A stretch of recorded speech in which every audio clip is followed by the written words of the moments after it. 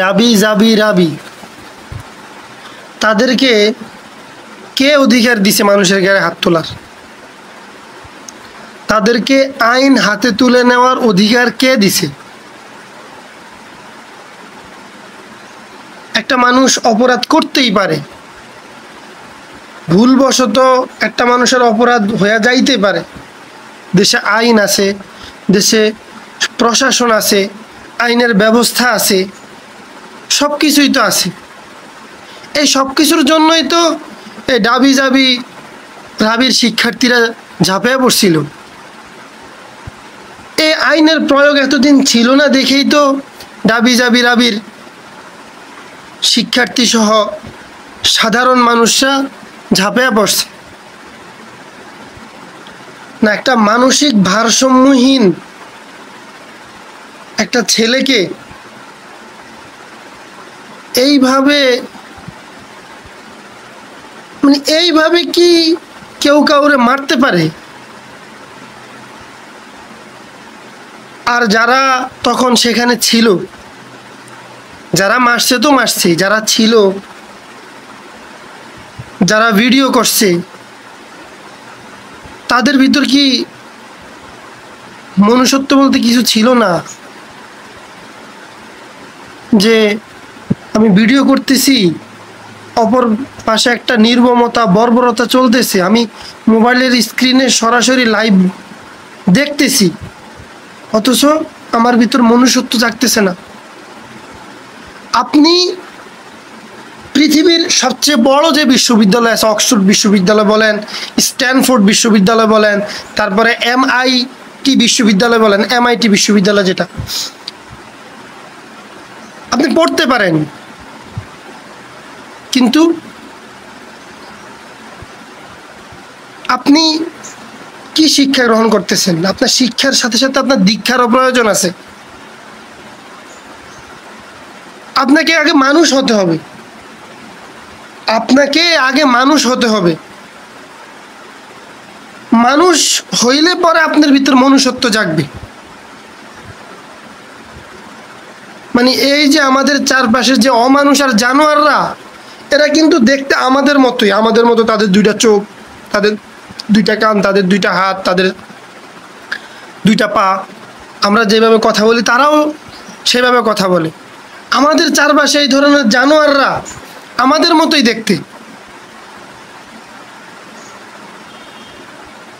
একটা হাদিস পড়লাম যেটার মধ্যে আছে যে আল্লাহ রাসূল সাল্লাল্লাহু আলাইহি ওয়াসাল্লাম 1400 বছর আগে বইলে গেছে যে একটা সময় আসবে যে মারতেছে সেও জানবে না তাকে সে কি জন্য মারতেছে, আবার যে মায়ের খাইতেছে, যাকে মারা হইতেছে, সেও জানবে না সে কি জন্য মায়ের খাইতেছে, সে কি জন্য মায়ের খাইতেছে।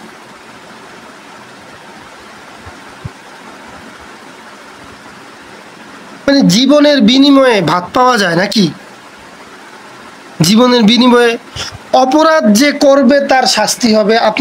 যদি আপনার কোনো জিনিস সে চুরি করে থাকে, যেটা শুনলাম যে সে চুরি করছে, বা যেটাই করছে, সে চুরি করছে, সে চিন্তাই করি, সে এটা সেটা, সে যেটাই হোক, আপনি তো তাকে আপনার রাগ কন্ট্রোলের জন্য আপনি তাকে দুটো থাপড় দিতে পারেন, দুটো ধমক দিতে পারেন, হ্যাঁ, দুইটা অথবা লাথি দিতে পারেন, কিন্তু আপনি তো একটা মানুষকে মাইরা ফেলাইতে পারেন না। আপনি কোন অধিকারে, কোন লজিকে, কার ইন্ধনে, কোন সাহসে, কোন বলে আপনি এই ধরনের কাজ করতেছেন? What is this? আপনারা কি ভাবতেছেন যে আপনারা ঢাকা বিশ্ববিদ্যালয়ের ছাত্র দেখে কি আপনারা সবকিছু করতে পারবেন?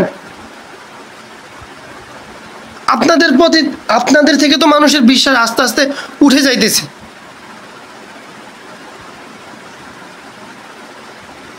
যে এই হত্যাকাণ্ড চালাইছে, যাদের মাধ্যমে হয়েছে, সে যেই হোক, সে যেই হোক, সে এমপি মন্ত্রীর কোনো সন্তান হোক, সে সমন্বয়ক হোক, সে আওয়ামী লীগ হোক, বিএনপি হোক, আই ডোন্ট কেয়ার, তাদেরকে এমন এমন একটা বিচারের ব্যবস্থা করতে হবে যাতে এর পরবর্তীতে মানুষ এই ধরনের কোনো কর্মকাণ্ড তো দূরে থাক, এই ধরনের যে চিন্তা যে আমি তাকে মারবো, আমি তার গায়ে হাত তুলবো, এই ধরনের চিন্তা করতে অন্তত হাজারবার ভাবে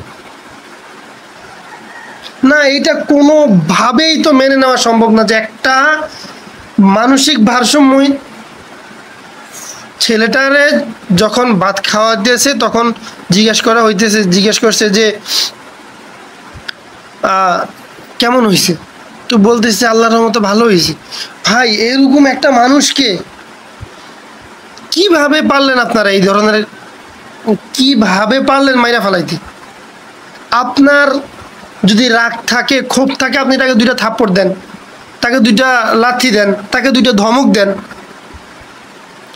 এরপরও যদি কোনো বড় অপরাধ করে থাকে, দেশে আইন আছে, প্রশাসন আছে, সব কিছু আছে, আপনি আইনের হাতে তাকে সোপর্দ করেন, প্রশাসনের হাতে তুলে দেন। তার মধ্যে নাকি আবার 35,000 টাকা চাইছে। মানে একটা জীবন কয়েকটা ভাতের বিনিময়ে পাওয়া যায়, একটা জীবন 35,000 টাকা মূল্যে পাওয়া যায়। হ্যাঁ, আরেকটা কথা, যারা ওই ছেলেটার নাকি কেউই নাই, বাবা মা ভাই বোন আত্মীয় স্বজন তো আছে, মানে বাবা মা ভাই বোন, আমরা পরিবার বলতে যেটাকে বুঝি, তার কোনো ওইরকম কেউ নাই। এখন আমার কথা হচ্ছে যে যাদের আত্মীয় স্বজনের মধ্যে এই ধরনের মানসিক ভারসাম্যহীন মানুষ থাকে, আল্লাহ না করুক আপনারও তো এরকম একটা সন্তান থাকতে পারে, তাই না? আল্লাহ হয়তো আপনাকে রহমত করে, আপনার প্রতি দয়া করে আপনাকে এই ধরনের সন্তান দেয় নাই। আপনাদের উচিত, যাদের মানে পারিবারিকভাবে বা আত্মীয় স্বজনের মধ্যে যাদের এরকম মানসিক ভারসাম্যহীন, কারণ মানসিক ভারসাম্যহীন মানুষ যে কোনো কিছু করতে পারে, কারণ তার মেধা তো কাজ করে না, তার স্মৃতিশক্তি, তার ব্রেইন তো কাজ করে না। এই ধরনের মানুষগুলোকে আপনারা আদর, স্নেহ, মমতা, ভালোবাসা দিয়ে তাদেরকে সবসময় কাছে রাখার চেষ্টা করবেন, তাদেরকে কাছে রাখার চেষ্টা করবেন। সে পাগল হোক, সে উন্মাদ হোক, সে যেই হোক, মানে এইভাবে। তাইলে ডিবি হাউন আঙ্কেল, এই ডিবি হারুন যে তার ভাতের হোটেলে নিয়ে ভাত খাওয়াইতো, এরপরে শাস্তি দিত, তো তাদের মাঝে আর আপনাদের মাঝে পার্থক্য কি?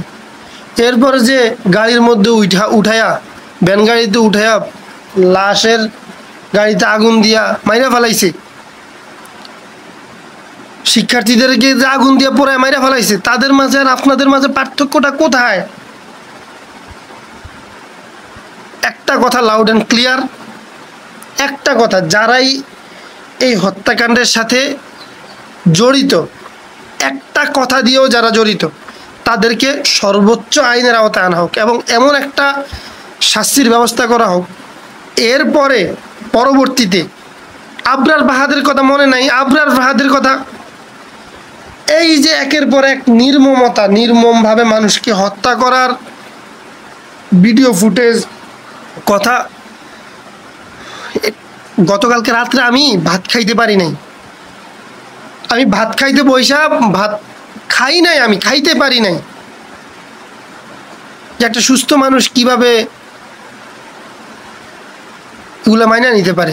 একটা সুস্থ মানুষ সেটা মেনে নিতে পারে না। তাদেরকে আইনের আওতায় আনা হোক। আর আপনারা যারা নিজেদের হাতে আইন তুলে নিচ্ছেন, এই সমস্ত কর্মকাণ্ড থেকে আপনারা বিরত থাকেন।